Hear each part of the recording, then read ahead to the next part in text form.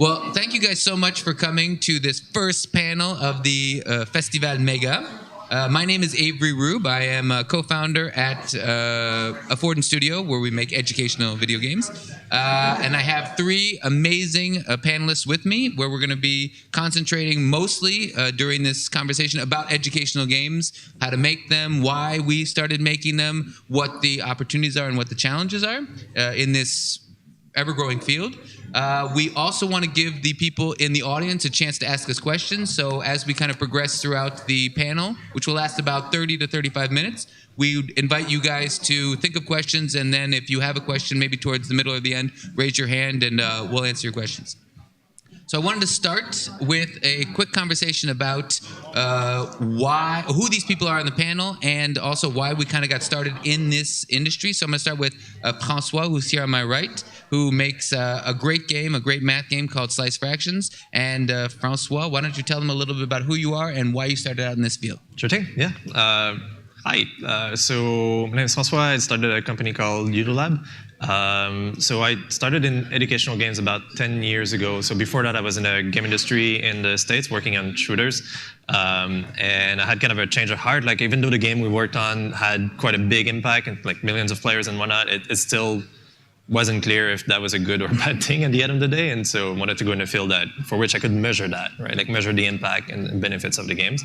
And so did a master's in education to understand how to apply video games to education. And the results of that were pretty impressive as far as the efficacy of the game that was developed, right? Like, it was truly like something like 4 times as efficient as typical classroom instructions to change players' intuitions or the students' intuitions about a subject. And so we wanted to replicate that with a few friends, and so we created UdoLab. And so far we have 2 apps out in the market, and we mostly sell to parents, not to schools myself, so you guys are going to have a different story.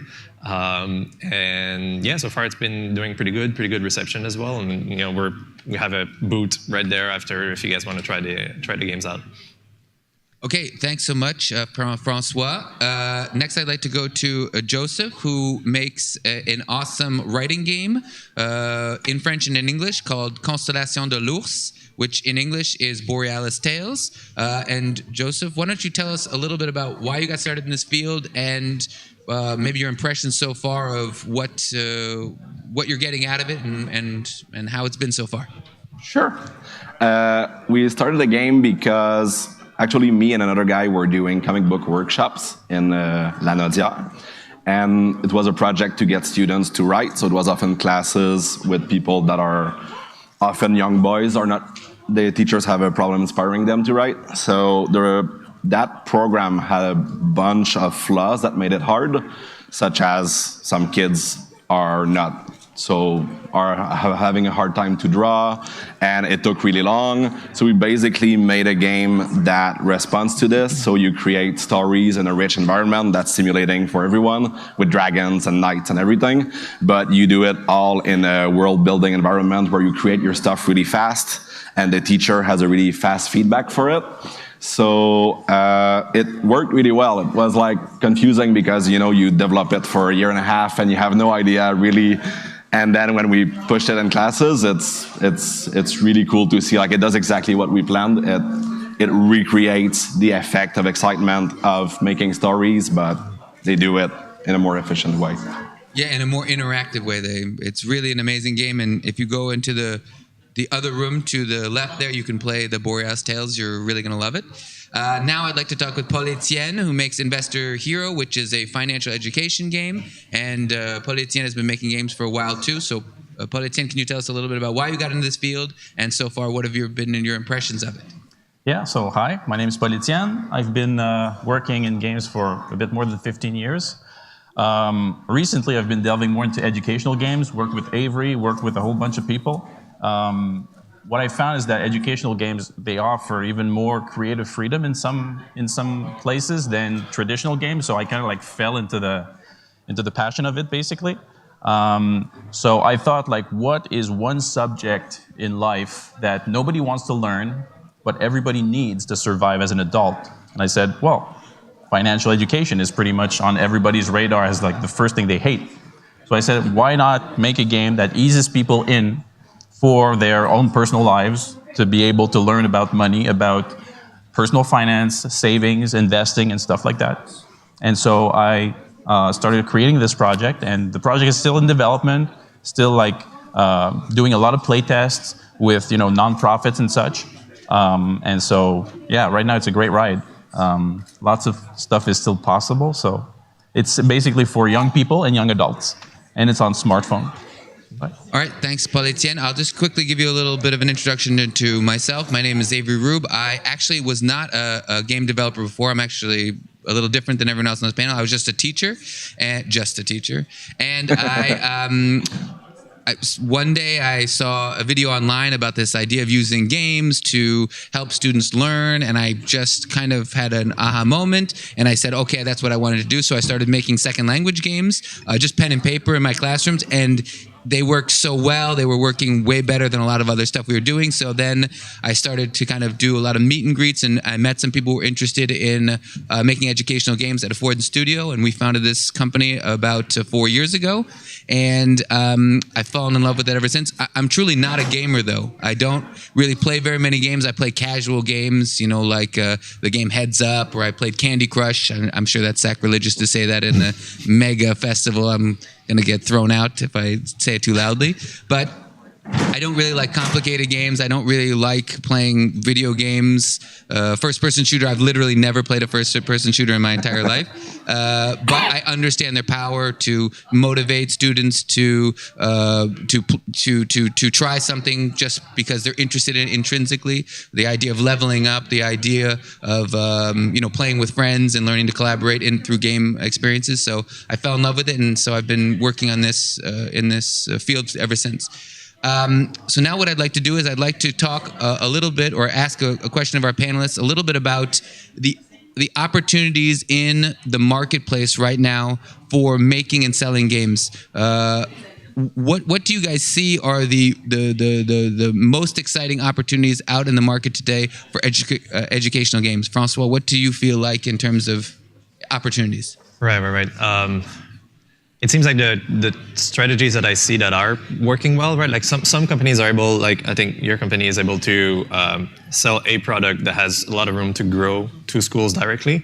That still feels like actual video games, right? Like that still feels a small kind of market right now, like the selling directly to schools, or at least there's a lot of challenges, right, that you can talk to directly.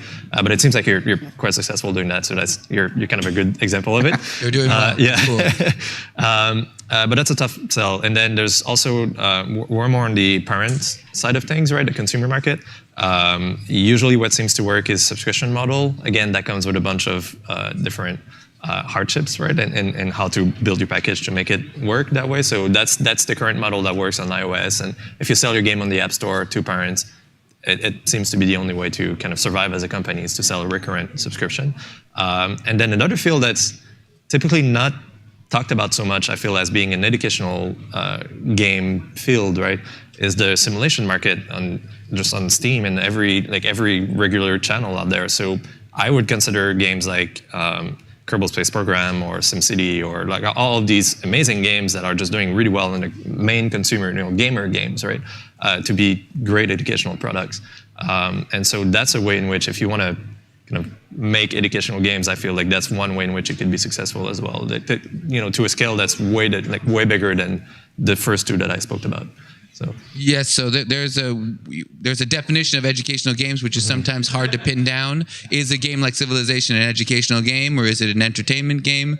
And that's a debate that we can have or discussion that we can have for a long period of time. I think I'd rather talk more about kind of the educational space and kind of how we're doing in that space, and kind of what are the tricks that we've been using.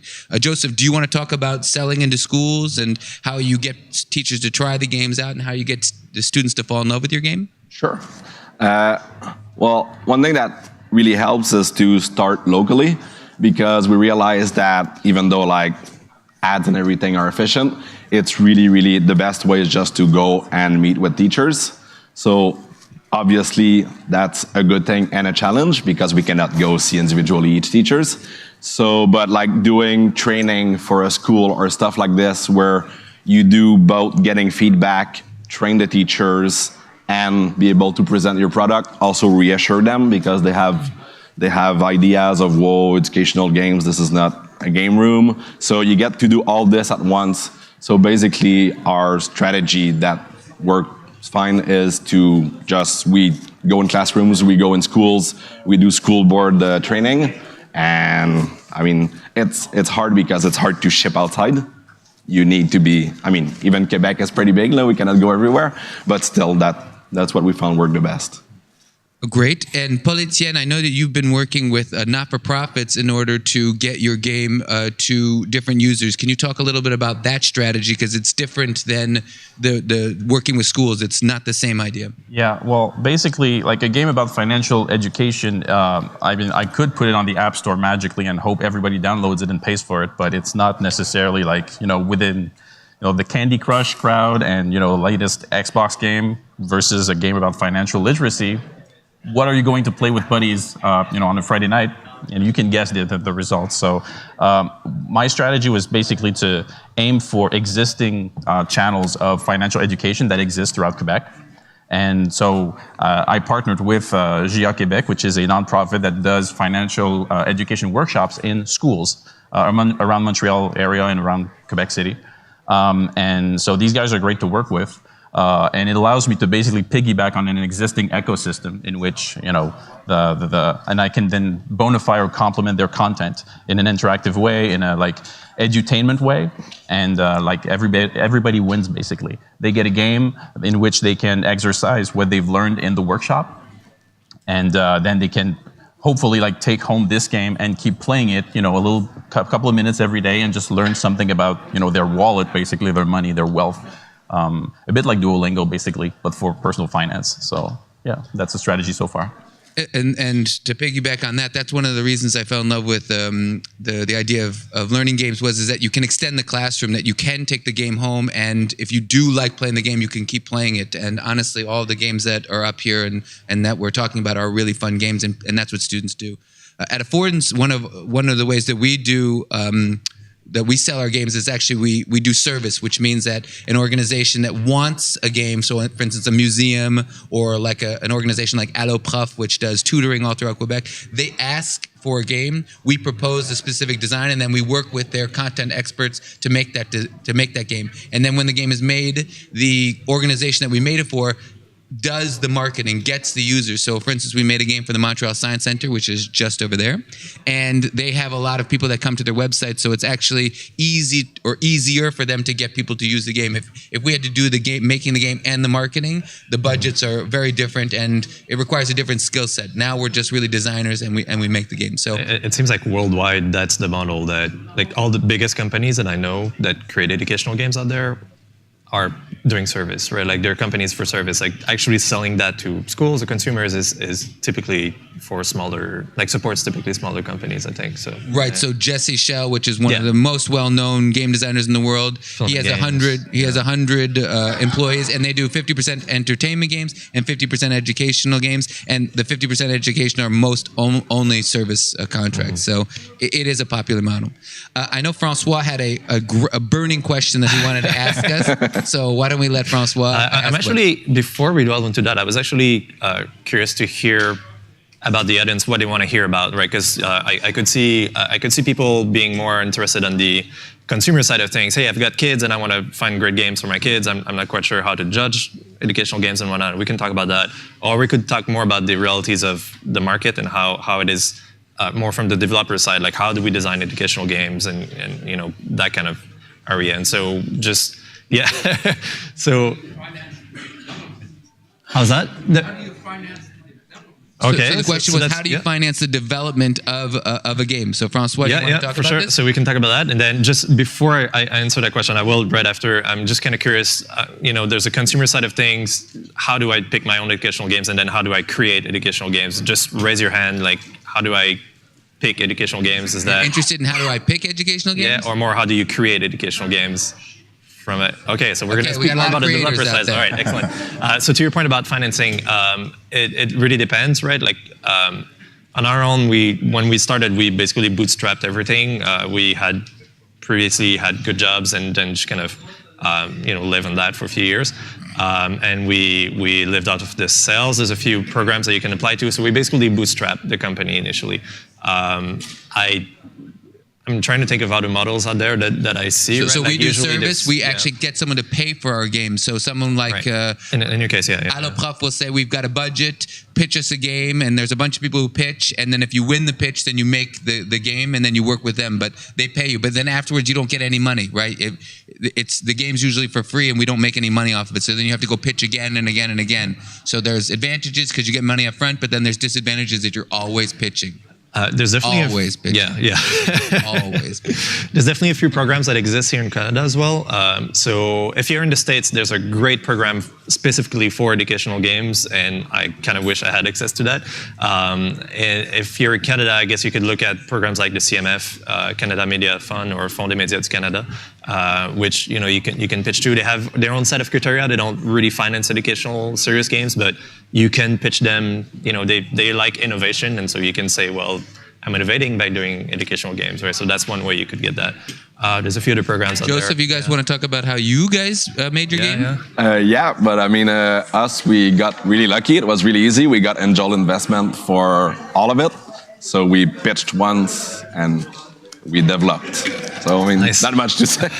That doesn't happen frequently, but it does happen. And then Paul-Etienne, how did you finance your game? Yeah, so basically for me, it's a combination of day job and bootstrapping, and basically then searching for customers, and then hopefully like financing the rest of the development of the game through direct like customers. That's so far it's been working great because I know how to keep the scope of the application relatively. Like I've been in indie for a long time, so that part of the programming isn't that much of a problem. It's more like business models and maintaining collaborations and whatnot. So it's doing good so far. Okay, great. I want to say too, the one advantage that educational games have on the market compared to other games. So first thing is it's pretty hard to sell educational games out there. But once you do and you have somewhat of a success, it's what they call evergreen, right? So for example, we're doing a game. We have 2 apps on the app stores right now that are about fractions. There's not really other apps about fractions, and they won't be for like years, right? So we kind of keep. Our sales aren't doing the typical indie sales thing, which you sell everything at once and then it kind of slows down, and then you do like 90% rebates or sales after to kind of get the sales up, right? Like we can just keep our same price, and I mean the curve is pretty much flat right now, and we keep selling these games, and so it's the one advantage I think that educational games have over some other types of games out there. But that does take a special game. Slice Fractions is a really amazing game. I mean I do not get any money for promoting it right here. It's an amazing game. I promise you, if any of you download it, you're going to fall in love with it immediately. The tutorial has no words in it. Everyone can learn how to play it, and getting to the end is not hard because you're so into it. So it's a testament to how good their game is that their sales continue the evergreen sales model. It's because the game is really that great. I really, really love this game, and I think it's honestly one of the best educational games that's out there. It's called Slice Fractions 1 and 2. You should all download it, buy it, so that Francois can take me out to lunch. That's actually something I want to ask. All right. Right, so that was that question that I wanted to ask you guys, right? But I guess it was more the consumer side. So you want to maybe more talk about the challenges of creating these serious games, right? So how it's been typically said that creating a great game is really hard, and creating a great educational product is really hard, and creating a great educational video game is just like almost impossible in some ways, right? And I personally have stories of failure even like developing these games. And so I don't know, like, do you guys want to talk about how that is challenging for you? Or just the challenges? The challenges of creating educational games, right? Like compared to other types of games out there. Yeah. Well, basically it's all about playtesting, right? I mean, you can think all this grand scheme about, your game design, but for me, example, the first playtest I did was with the general public, entrepreneurs, or close friends, and you get ruthless feedback after ruthless feedback, and you continue honing the game until it's to everybody's, or mostly everybody's satisfaction. And then, like at the end of the last school year, I went into a special needs school to be able to see like how accessible my game could be, and I got great feedback out of it because if that environment with that specific clientele can find the game interesting, then for the rest of the generic population, then it's a good sign for me. So yeah, it's all about the play tests basically. Joseph? Yeah, I guess one hard thing is that people have preconceived ideas. So like students will often say, oh, educational game, like, you know, they're lame compared to other games I play. Like if a kid asks me what I do for a living, I say I make games, he's like, ooh, and then I say educational games, and then it's like, ugh. And on the other side, you have a lot of teachers that still have an idea that, you know, educational games, they're not really made for education. They don't fit the usual model that they're used to use to teach. So it's a challenge to reconciliate these two together, because you got to make something that is fun, that is cool, that looks good, but that also is very obviously educational. Mm-hmm. And so I don't think, and there's a lot of studies backing this, that like drill and practice things on a screen don't have much advantage over doing it on a paper. Mm-hmm. So you really need to sell like, okay, obviously at the beginning it looks weird and some parents might be concerned about why you're using game, but then just wait until you see the result of this and, you know, you'll be convinced. But it's a good point that it's really hard to distinguish yourself and your product from just what they call drill and kill exercises, right? So there's two things. There's gamification products and there's actual educational games, or I don't know how to classify them or to call them, right? But typically what you see in the market right now is just multiple answer questions with rewards attached to it, right? And it can be leveling, it can be grid, it can be in 3D, it can be they call those games also. Yeah, and they call themselves educational games. And so, of course, kids are going to react that way, and parents are going to react in the same way and just saying, well, you know, it's not really a great experience. So I don't know how you do that yet. Like, to be honest, I don't know how to promote myself, you know, otherwise by saying, well, the kids really think it's a game, right? Like, I don't really know how to, like, you know, from a storefront standpoint, right, say we're different. There's a process of education that goes into this whole field where you have to educate a teacher what a game is and what the benefits are. Students understand that, but then you have to educate them that your game is fun. And then it's the parents, same thing. You're always spending time educating, which is fun because that's what we do. That's what I think we're most interested in, but it's time consuming and it costs money. And so that's one of the difficulties in getting the games out there, is kind of educating people on the market and then educating them to your product and then having them try it and then having them find a budget to buy it and then buying it and then training them. It's just a long process. So that's definitely a challenge for all of us that we all face. But maybe there's one genre solution that we found to this, but it's also a lot of effort, is to work. That's what we're doing right now. We're really working on giving a lot of feedback to the teacher through dashboards, evolution of kids and everything. Right. Because you really need to get that data out so that they have a proof for themselves to their school board and to the parents that you see, like, those are numbers, it has increased. For your usage, definitely. The teacher dashboard is critical, but you need people using it. So you can have a teacher dashboard that says 4 people used it, or you can have a teacher dashboard that says 4,000 people used it, and those are 2 different teacher dashboards. Another tool for that is scientific kind of research, right? Like if you're lucky enough to have partners that can just test your game in your classroom, then you have this third party that kind of validates the efficacy of it, right? So that's also something I've seen sometimes, yeah.